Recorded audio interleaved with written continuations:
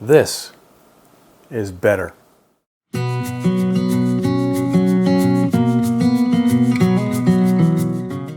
Welcome back to my shop and my channel.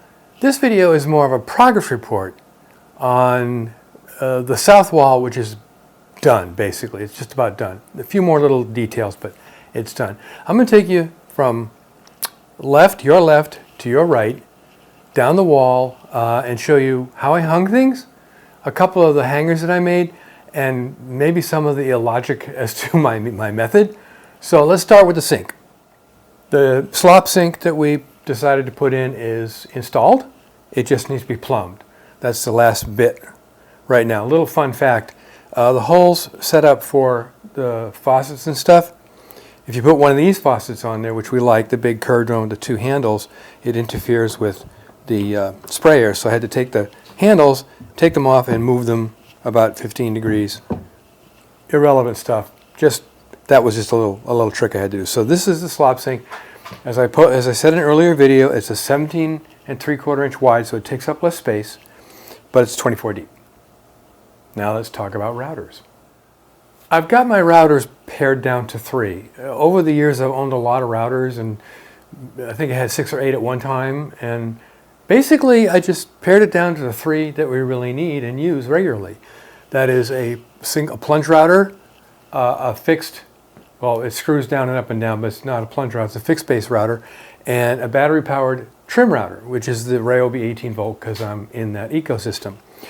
I made the mounts and then added rare earth magnets, in this case to the front, in this case to the side, for the wrenches for the routers, because I've had times when I've gone to my shelf to get a router and then, okay, which wrenches go for this one?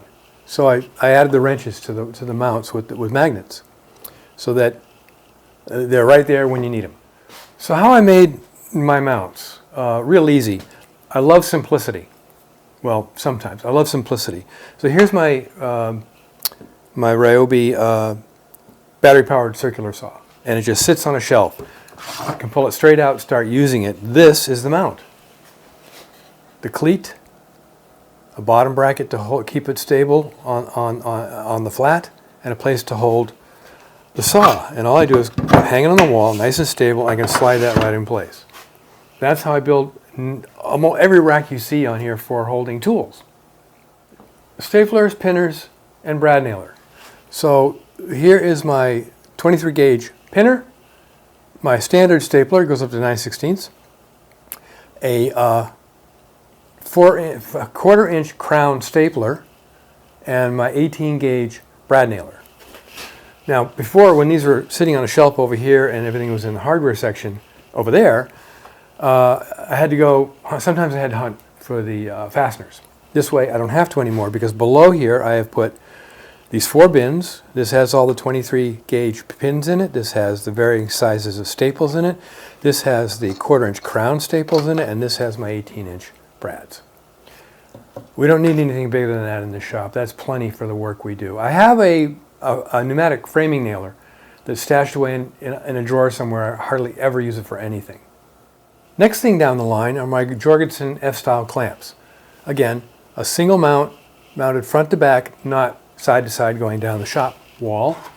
Easily removed, easily replaced, plenty strong to hold the clamps. It's got the cleat up there, and then it's got a piece of wood, 3/4 inch plywood going down the back here that keeps it stable, and everything is glued and screwed, so it's nice and snug and not going to move.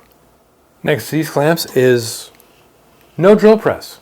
As I said, a video will be published later on the problems I had with the first drill press I bought. But as far as a new drill press is concerned, yeah, well, I spent some stupid money, and I bought the Technatool Nova Viking 16 inch floor mounted electronic variable speed direct drive drill press. It's going to go right here on the same base that the other drill press was on. Now, these things turned out to be real popular, and I wound up ordering it, and the nearest ship date I can get is the first week in April. I'm okay with that. I don't need it right now. I'm not doing that kind of work, so It's going to sit right here. It'll be further out from the wall a little bit, and the table will be right about here. I don't know if you can make that out there. The table will be right about here. In my previous video, I showed the making and installation of this drill press, a holder with the pull-out shelf to put the indexes on. We looked at our use of these wooden woodworking clamps. These are Jorgensen's, and we found we rarely ever use them. So I gave all of them except for 2 big ones and 1 small one to a friend who I know is going to use them.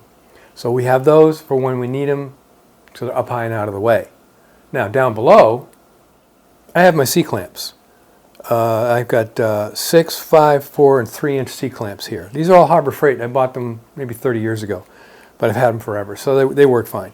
So my C-clamps are here, again, out of the way. They'll be behind the drill press, about here. That's okay.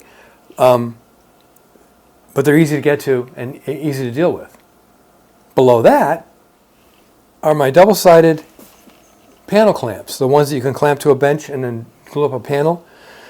This has 2 brackets on either side, and it just holds them right there out of the way. They're easy to get in and out when I need them. Now you notice that the lee jig is on the floor. I took it off the mobile base I had because, I mean, it was taking up too much space, and I really didn't need the mobile base. Now this router is a corded router dedicated to the lee jig only. Because of the precision you need to have to index the router clutch chuck with the router base and the collet for the lee jig, I set this up for the lee jig, and that's it. That's never going to be used for anything else. Next on down the line is I moved the bar clamps that were over here to here on the other side of this drill index holder. The Bessie's parallel clamps are hung up nice and easy to get to and deal with here. I've got some precision welding clamps that I use. I do use them for welding, of course, but I've also used them a lot in woodworking because they're small. These are about 2.5 inch, and they work out really well. Here I've got 2 of the small Jorgies that were orphaned. I really didn't have a place to put them over there, so I stuck them here, and they worked out really well. Here's the hanging racks for the squeeze clamps, the quick grip clamps we have. We use those all the time. Up here I have some corner clamps that I do use regularly for doing boxes and things like that. I got 2 of those, and that's basically all I need. Next to those are the remainder of the bar clamps, like the double-sided ones, but these are the single-sided ones. I got big, medium, and small. They just hang up there like that, and easy to get to, and you can inventory instantly. Down here underneath the squeeze clamps, I have 2 of these Bessie band clamps. Now I got rid of the old ones I had because the straps would just fly out and go everywhere. This one has a wind-up to keep the strap controlled on the tool, and I can get more of these little corner pieces if I want to do more than 4 corners. And here's sandpaper. Now I had a box that had pull-out drawers for the sandpaper, but it takes up space. It wouldn't hang on the wall very well because the back was radiused. So I decided I need something better, something different, something that doesn't take up as much space. So I thought about it, and what came to mind was a file rack, file thing, whatever they call these things. It's a file folder holder for hanging on a door or on a desk side or something. So I got one of these. I got it on Amazon. There'll be a link in the description for it. I have all of the type of sandpaper we use in woodworking in here. Now it's got a place for labels, so I will eventually label this, but since I got the paper turned around, you can see what the grit is. This is 220. And it's also got 1 screw down here so it doesn't flop or move or come off. So that's where our sandpaper is. But wait, there's more. I've started on the west wall. I made this yesterday. It's a little cabinet for holding the random orbital sander discs, going from coarse to fine. Cut dados in the sides, made the shelves out of 1/4 inch MDF, and they sit right in there nicely. And then beside that, obviously, there is a little cabinet that holds the corded random orbital sander and our cordless random orbital sander. Now for my next trick, I'm building the drilling station. We have 4 items that are going into it. So we have Ryobi and Makita. The 12 volts are Makita because Ryobi doesn't make a good 12 volt drill anymore. So I got a Makita impact driver, rotary impact driver, and I've got a Makita 12 volt drill, hand drill. And that's all going to go here. They'll hang down here. The next shelf will store the batteries. The next shelf will have the one odd charger I have, which is the Makita 12 volt charger.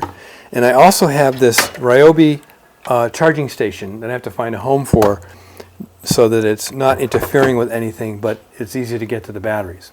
So that's for my next trick. So onward and northward along the west wall. So there you have it. The south wall, pretty much done. Waiting on a drill press. So until next time, make great things out of wood.